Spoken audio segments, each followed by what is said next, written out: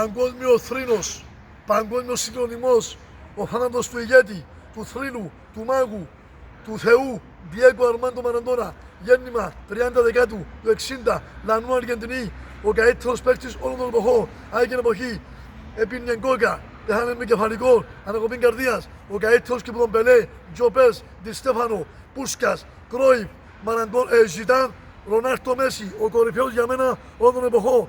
Ήταν παιχτεράς, έκαμε καριέρα στην Μπαρσελόνα, έσπανε το πόντο Βοσκός, τον Κογκοτσία, καριέρα στην Νάπολη, 2 πρωταθλήματα, 2 κυπέλλα UEFA.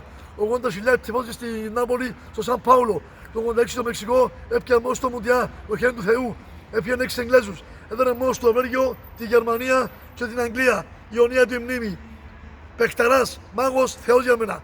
Για τον τέρπι, αν η Ομόνια κερδίσει, φαβορεί. Αν χάσει, πάει πακέτο. Η Ελλάδα είναι φαβορεί, αν παίξει η Ευρώπη, σε φόρμα, έδωνε 3 τέρπι, αλλά πρόστιμα, δύσκολο να πιάει, διότι είναι την Αΐννη Κοπ, η διατησία και ο Τζάπηρη.